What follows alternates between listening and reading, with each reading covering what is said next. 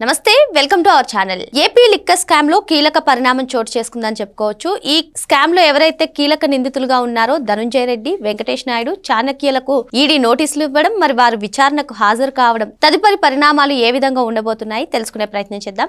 దీన్ని విశ్లేషించడానికి మనతో పాటుగా ఉన్నారు సీనియర్ జర్నలిస్ట్ సత్యమూర్తి గారు. నమస్తే సార్. నమస్కారం అండి. సార్, ఇటీవల 440 కోట్ల రూపాయలని సీజ్ చేసినటువంటి ఈడీ ఈ కేసులో దూకుడు పెంచి కీలక నిందితులైనటువంటి ముగ్గురికి ఈడీ నోటీసులు ఇవ్వడం, మరి ఈ రోజు వాళ్ళు విచారణకు హాజరు కావడం, తదుపరి పరిణామాలు ఏ విధంగా ఉండబోతున్నాయంటారు? ఇది మొత్తం ఒక కొలిక్కి రావడానికి ఇంకా ఎక్కువ టైం పట్టకపోవచ్చు. ఎన్ఫోర్స్మెంట్ డైరెక్టరేటు మనీ ట్రయల్ని పూర్తి చేసిన తర్వాతే నెక్స్ట్ స్టెప్స్కి వెళ్తూ ఉన్నది. అంటే ఫర్దర్గా ఒక్కొక్కళ్ళని ఇంకా కస్టడీలో తీసుకోవడం మొదలవుతుంది. మామూలుగా ఎన్ఫోర్స్మెంట్ డైరెక్టరేటు రంగంలో దిగిన తర్వాత ఈ మనీ లాండరింగ్ని ఎస్టాబ్లిష్ చేసుకున్న తర్వాత ఇంకా యాక్షన్స్ ఫర్దర్గా ఉంటాయి. ఎన్ఫోర్స్మెంట్ డైరెక్టరేటు ఏర్పాటు అయిన తర్వాత అంటే చాలా కేసుల్లో తన ఎన్ఫోర్స్మెంట్ డైరెక్టరేట్ తన ఎఫెక్టివ్నెస్ని చూపించలేకపోయింది. ఎందుకు అంటే ఇవన్నీ కూడా వైట్ కాలర్డ్ నేరాలు ఉన్నాయి. ఎక్కడో కొట్టేస్తారు, ఎక్కడో దాచిపెడతారు. వాటిని ట్రాక్ చేసుకుంటూ పోవటం అనేది చాలా కష్టసాధ్యమైన విషయం. అటువంటి కష్టసాధ్యమైన బాధ్యతని తీసుకున్న ఎన్ఫోర్స్మెంట్ డైరెక్టరేటు చాలా కేసుల్లో ఇప్పటి వరకు పరిష్కారం చూపించలేకపోయింది. అందుకని ఎన్ఫోర్స్మెంట్ డైరెక్టరేట్ మీద ఒక రకమైన విమర్శ బాగా వినపడుతూ ఉన్నది. ఎందుకు వినపడుతున్నది అంటే ప్రూవ్ కావట్లేదు, వాళ్ళు తీసుకున్న కేసులు ప్రూవ్ కావట్లేదు. దాంతో ఏమవుతున్నది అంటే ఎవరో కావాలని కేసులు పెట్టిస్తున్నారు, ఎన్ఫోర్స్మెంట్ డైరెక్టరేట్ తోటి కేసులు పెట్టిస్తున్నారు అనేది మొత్తం దేశంలో బాగా అందరూ దాని మీద ప్రతి రాజకీయ నాయకుడు ఇదే మాట్లాడుతూ ఉన్నాడు. ఎన్ఫోర్స్మెంట్ డైరెక్టరేటు ఇది ట్రాక్ చేయటం అనేది అంటే మనీ లాండరింగ్ని ట్రాక్ చేయటం అనేది ఇందాక చెప్పా కదా కష్టసాధ్యమైన విషయం. మరి అందులో వాళ్ళు కొంచెం టెక్నికల్ నోహో తెలుసుకోవాలి కదా, తెలుసుకొని చెయ్యాలి. లేకపోతే ఏమవుతుంది అంటే కేంద్ర ప్రభుత్వంలో ఎవరు ఉంటే వాళ్ళు బదనాం అవుతూ ఉంటారు. అంటే ఎవరైనా ఎన్ఫోర్స్మెంట్ డైరెక్టరేట్ అయినా సిబిఐ అయినా ఎవరైనా కానీ వాళ్ళు కేసుని పర్ఫెక్ట్గా దర్యాప్తు చెయ్యకపోతే, లేదు వాళ్ళు చేసిన దర్యాప్తులో సాక్ష్యాలు ఆధారాలు లేక కేసు వీగిపోతే అది వాళ్ళకి కాదు, మొత్తం కేంద్ర ప్రభుత్వానికి, కేంద్రంలో ఎవరైతే అధికారంలో ఉంటారో వాళ్ళ మెడకు చుట్టుకుంటుంది. ఇప్పుడు జరుగుతున్నది అది. మనం నిన్నగాక మనం చూసాం కదా, ఢిల్లీ లిక్కర్ స్కామ్లో అదే జరిగింది. ఇందులో సాక్ష్యాలు ఆధారాలు లేవు అని చెప్పి కేసు కొట్టేస్తే వెంటనే అరవింద్ కేజ్రీవాల్ వీళ్ళందరూ వచ్చేసి ఇదంతా నరేంద్ర మోడీ మా మీద కేసులు పెట్టి ఇచ్చేశాడు, మా మీద ఇది చేశాడు అది చేశాడు అని. పొరపాటు ఎక్కడ జరిగింది? వాళ్ళు ఏదో ఒక 19 నుంచి 100 కోట్ల రూపాయలు అక్కడ మనీ లాండరింగ్ జరిగింది అని చెప్పారు, దాన్ని ప్రూవ్ చేయలేకపోయారు. అందుకనే ఈ నేపథ్యంలో ఎన్ఫోర్స్మెంట్ డైరెక్టరేటు వాళ్ళు ఈ ఆంధ్రప్రదేశ్ లిక్కర్ స్కామ్ విషయంలో పకడ్బందీగా ముందరికి వస్తూ ఉన్నారు. వాళ్ళు ఎంత పకడ్బందీగా వస్తున్నారంటే మనం ఇంతవరకు జరిగిన కేసులు వేరు. ఈ కేసులో ఆంధ్రప్రదేశ్ పోలీసులు సిట్గా ఫామ్ అయ్యి ఈ లిక్కర్ కేసు దర్యాప్తుని చాలా పకడ్బందీగా చేశారు. ఈడీపై వస్తున్నటువంటి విమర్శల్ని ఈ కేసు దర్యాప్తుతో చెక్ పెడతారనుకోవచ్చు అంటారు. ఎగ్జాక్ట్లీ. ఇప్పుడు ఈ సిట్ దర్యాప్తులో చాలా విషయాలు బయటికి తీసుకొచ్చారు. వాళ్ళు బయటికి రావటమే కాకుండా దాదాపుగా ఒక 164 కోట్ల రూపాయల ఆస్తుల్ని సిట్ జప్తు చేసింది. ఇప్పుడు ఎన్ఫోర్స్మెంట్ డైరెక్టరేట్ ఇందులోకి వచ్చేసి, ఎందుకంటే మనీ లాండరింగ్ జరిగింది కాబట్టి ఎన్ఫోర్స్మెంట్ డైరెక్టరేట్ వచ్చేసి 441 కోట్ల రూపాయలు జప్తు చేసింది. వీళ్ళవే జప్తు చేయటమే కాకుండా దాదాపు 1048 కోట్ల రూపాయల మనీ లాండరింగ్ జరిగినట్టు ఇప్పటికే ఆధారాలు సేకరించింది. ఇంకొకటి ఏంటి, ఈ మనీ లాండరింగ్ ఏ కంపెనీల నుంచి చేసింది అని కూడా బయటికి లెక్క తీసింది. ఏ కంపెనీల ద్వారా చేసింది, ఏ కంపెనీల పేరుతోటి చేసింది అనేది కూడా ఇప్పటికే ఎస్టాబ్లిష్ చేసింది. ఇప్పుడు ఈ ధనంజయ రెడ్డి, కృష్ణమోహన్ రెడ్డి, బూనేటి చాణక్య ఈ ముగ్గురు ఇప్పుడు ఎంక్వైరీకి వచ్చారు, ఎన్ఫోర్స్మెంట్ డైరెక్టరేట్ వాళ్ళ ఎంక్వైరీకి. ఈ ధనంజయ రెడ్డి అనే అతను ఒక IAS officer, conferred IAS officer. ఆయన జగన్మోహన్ రెడ్డి ముఖ్యమంత్రిగా ఉన్న టైంలో ముఖ్యమంత్రి కార్యాలయం సీఎంఓ బాధ్యతలన్నీ ఇతనే చూశాడు. ఇతనికి తెలియకుండా ఏమీ జరగలేదు, అన్ని విషయాల్లో ఇతనే జోక్యం చేసుకున్నాడు. అప్పట్లో డిఫాక్టో సీఎంగా కూడా ఈయన వ్యవహరించారని చెప్పి, అంటే నేను అటువంటి పదాలు నేను వాడను, కానీ ఇతనే మొత్తం అన్నీ చేశాడు, మొత్తం అన్ని వ్యవహారాలని చక్కబెట్టాడు. రాజకీయపరమైన అంశాలు చూశాడు, ఆర్థికపరమైన అంశాలు చూశాడు, పరిపాలనాపరమైన అంశాలను కూడా చూశాడు. ఈ ధనంజయ రెడ్డి ఇప్పటికే ఈ కేసులో అరెస్ట్ అయ్యాడు, లిక్కర్ కేసులో. తర్వాత డిఫాల్ట్ బెయిల్ వచ్చింది. ఆ డిఫాల్ట్ బెయిల్ని ఛాలెంజ్ చేస్తూ కోర్టులో కేసు నడుస్తూ ఉన్నది. ఈ లోపల ఎన్ఫోర్స్మెంట్ డైరెక్టరేట్ రావటం అనేది ఇక్కడ అతి ముఖ్యమైన విషయం. ధనంజయ రెడ్డికి సంబంధించి శ్రీధర్ అనే వ్యక్తిని ఆల్రెడీ సిట్ వాళ్ళు అరెస్ట్ చేసి ఉన్నారు. ఆ శ్రీధర్ అనే వ్యక్తి ద్వారా ధనంజయ రెడ్డి ఈ అక్రమ ఆస్తులు, వీటికి అక్రమ సంపాదన ఇవన్నీ కూడా చక్కబెట్టాడు అనేది ఒక ఆరోపణ. అది దాని మీద సిట్ ఇప్పటికే వాళ్ళ ఛార్జ్షీట్లో చేసింది. దాన్ని ఎన్ఫోర్స్మెంట్ డైరెక్టరేట్ కాగ్నిజెన్స్లోకి తీసుకున్నది.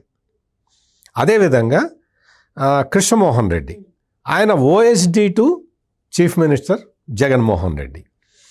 ఈ కృష్ణమోహన్ రెడ్డి కూడా చాలా కాలం వైఎస్ రాజశేఖర్ రెడ్డి దగ్గర పనిచేశాడు. రాజశేఖర్ రెడ్డి ముఖ్యమంత్రిగా ఉన్న టైంలో ఇతను కర్నూలులో పనిచేసేవాడు, రెవెన్యూ డిపార్ట్మెంట్లో. అతను అప్పుడు కృష్ణమోహన్ రెడ్డి మీకు అబూ సలేం అనే ఒక గ్యాంగ్స్టర్ మీకు గుర్తుండే ఉంటాడు. అబూ సలేంకి ఒక ప్రియురాలు ఉండేది, మోనికా బేడి అని. వాళ్ళిద్దరికీ కూడా మారుపేర్లతోటి వీసాలు ఇప్పించటానికి సంతకం పెట్టిన కేసు ఈయన మీద ఉండేది. ఆ తర్వాత అది ఏమైందో నాకు తెలియదు, కానీ అప్పట్లో మాత్రం వీళ్ళ వీసాల మీద,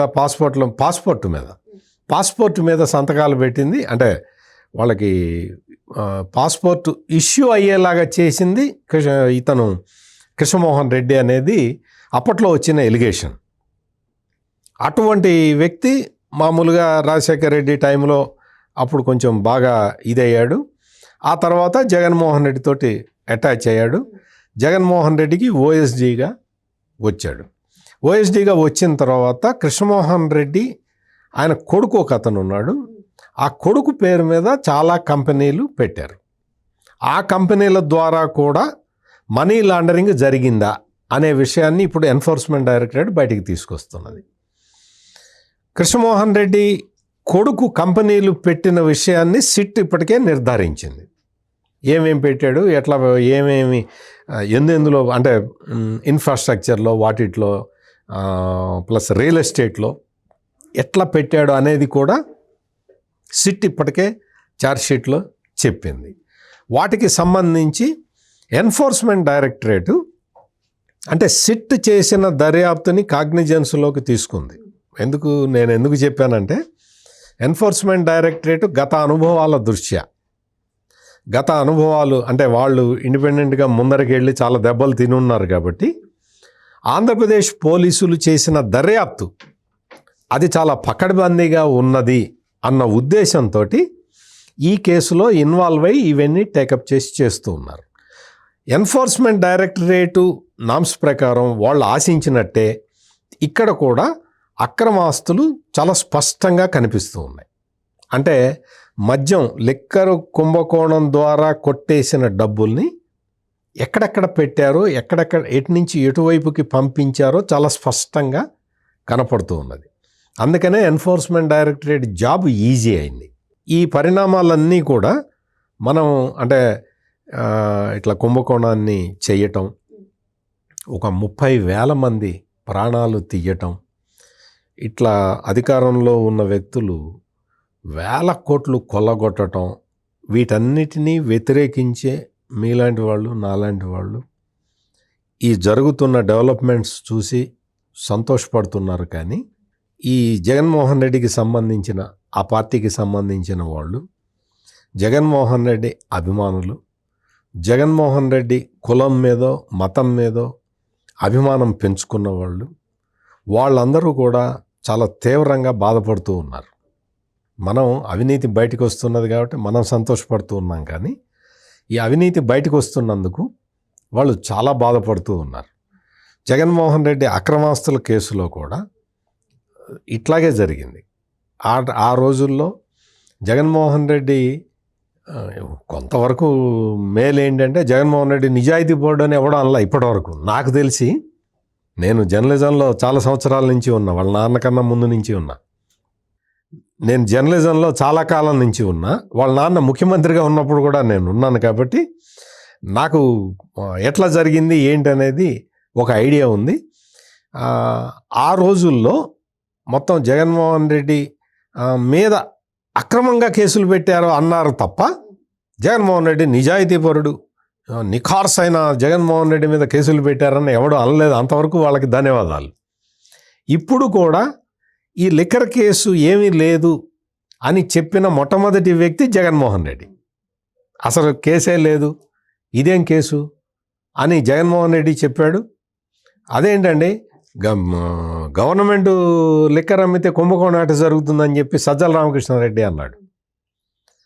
గవర్నమెంటే అమ్మితే కుంభకోణం ఎట్లా జరుగుతుంది, అసలు అవినీతి కాదు ఇది అన్న జగన్మోహన్ రెడ్డికి, ఈ సజ్జల రామకృష్ణారెడ్డికి ఈ రోజున ఈ ఆస్తుల్ని జప్తు చేస్తూ ఉంటే ఇప్పుడు తెలుస్తుందేమో వాళ్ళకు కూడా కేసు వివరాలు. నేను ఎందుకు చెప్తున్నానంటే, ఈ విధంగా అంటే అవినీతికి పాల్పడటం, వీళ్ళకి తెలియకుండానే అవినీతి జరిగిందా?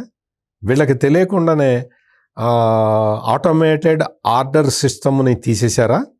వీళ్ళకి తెలియకుండానే ఈ ట్రాన్స్పోర్ట్ దగ్గర నుంచి, అంటే డిస్టిలరీలు స్వాధీనం చేసుకోవటం దగ్గర నుంచి, ఆ డిస్టిలరీలు స్వాధీనం చేసుకొని అందులో మందు తయారు చేయించి దాన్ని బ్రూవరీస్ కార్పొరేషన్ ద్వారా డిస్ట్రిబ్యూట్ చేయించి అక్కడి నుంచి క్యాష్ కలెక్ట్ చేయటం, ఇదంతా జగన్మోహన్ రెడ్డికి, సజ్జల రామకృష్ణారెడ్డికి తెలియకుండానే జరిగిందా? అది ఇక్కడ కేసు ఏంటి అంటే, ఎన్ఫోర్స్మెంట్ డైరెక్టరేటు చాలా పకడ్బందీగా ముందరికి వచ్చింది. ముందరికి రావటమే కాకుండా ఇంకొక స్టెప్ రీచ్ కావాలి. అది ఎన్ఫోర్స్మెంట్ డైరెక్టరేట్ ఎప్పుడు రీచ్ అవుతుందనేది నేను చెప్పలేను. అదేంటి అంటే, 3,500 కోట్ల రూపాయలు దుబాయ్కి తరలి వెళ్ళినాయి అనేది. అది ఎవరో కొంతమంది వ్యక్తుల పేర్లు కూడా అప్పట్లో వచ్చినాయి. అనిల్ రెడ్డి అనో సునీల్ రెడ్డి అనో ఏదో పేర్లు వచ్చినాయి. అక్కడ వరకు కనుక ఎన్ఫోర్స్మెంట్ డైరెక్టరేట్ రీచ్ అయితే ఈ కేసు ఇంకా ఒక కొలిక్కి వచ్చినట్టుగా మనం భావించవచ్చు.